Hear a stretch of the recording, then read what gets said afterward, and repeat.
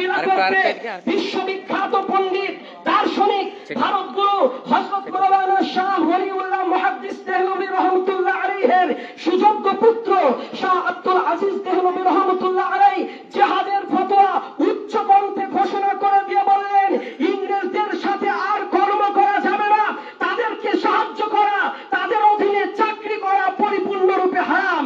তারপরে সাম্রাজ্যবাদী ব্রিটিশ সেই সময় তারা ঘোষণা করলো, যাদের পরনে রয়েছে লম্বা জামা, যাদের মুখে রয়েছে দাড়ি, যাদের মাথায় রয়েছে টুপি, তাদেরকে ধরে ফাঁসির মঞ্চে ঝুলিয়ে দাও। সেই সময় 1-2 সপ্তাহের মধ্যে, মাত্র 1-2 সপ্তাহের মধ্যে 5000 আলেম ওলামাদেরকে ফাঁসির মঞ্চে ঝোলানো হয়েছিল। তারপরে 1857 খ্রিস্টাব্দে হাজী মুহাজির মক্কি, ইমদাদুল্লাহ মুহাজির মক্কি রহমাতুল্লাহ আলাইহির নেতৃত্বে হযরত মাওলানা কাসিম নানতুবি রহমাতুল্লাহ আলাইহি, হযরত মাওলানা রশিদ আহমদ গঙ্গোহী রহমাতুল্লাহ আলাইহি, হাফিজ জামিল শহীদ রহমাতুল্লাহ আলাইহি, তারা শামলীর ময়দানে ইংরেজদের বিরুদ্ধে জিহাদ করে তাদের তোপ কামান অস্ত্র ছিনিয়ে নিয়েছিলেন। তারপরে এভাবেই সংগ্রাম আরো চলতে থাকলো। এমনই ভাবে সংগ্রাম চলতে চলতে জাতি ধর্ম বর্ণ নির্বিশেষে সকলে হোসাইন আহমদ মাদানী রহমাতুল্লাহ আলাইহিকে সাপোর্ট করলো। তিনি ঘোষণা করলেন, তিনিও জিহাদের ফতোয়া দিলেন এবং বললেন, ইংরেজদের অধীনে কাজ করা হারাম, তাদের অধীনে চাকরি করা হারাম, তাদেরকে সাপোর্ট করা হারাম, কেউ সাপোর্ট করবে না। সুতরাং সেই সময় ইংরেজরা 14000 আলেমকে 1864 থেকে নিয়ে 67 পর্যন্ত 14000 আলেমকে তারা ফাঁসির মঞ্চে ঝুলিয়েছিল।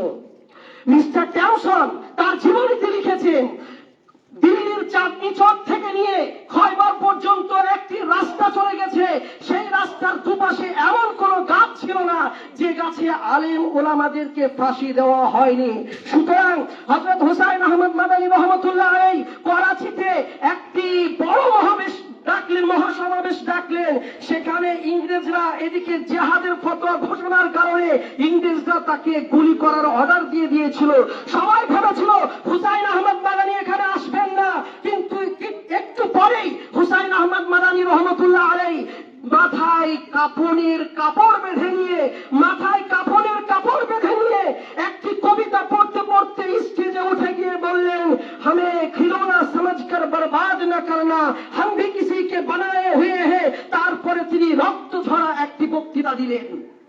এরপরে জাতি ধর্ম বর্ণ নির্বিশেষে সকলে নিজের বুকের টাটকা রক্তকে ঢেলে দিয়ে প্রায় 13 লক্ষ মানুষের আত্মবলিদানে এই ভারতবর্ষ 15 আগস্ট 1947 খ্রিস্টাব্দের 15 আগস্ট শুক্রবারের দিন এই ভারতবর্ষ ইংরেজ থেকে পরাধীন হয়।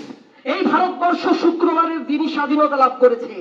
তাই আজও যদি কোন ঐতিহাসিক উল্টো পাল্টা লিখে রাখে আমাদের ব্যাপারে, তাদেরকে বলবো, পুরনো ইতিহাস কোনদিন চাপা যায় না।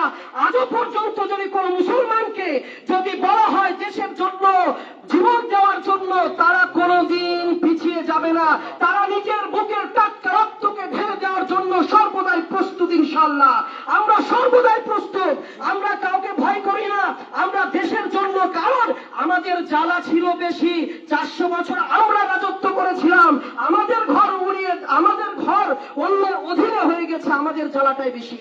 তাই আজও পর্যন্ত যদি এই দেশের জন্য প্রাণ দেওয়ার কথা আসে, আমরা প্রাণ দেব ইনশাআল্লাহ, প্রাণ দেব।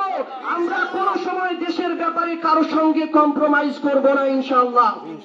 কম সময়ের মধ্যে সমস্ত কথা বলা সম্ভব নয়।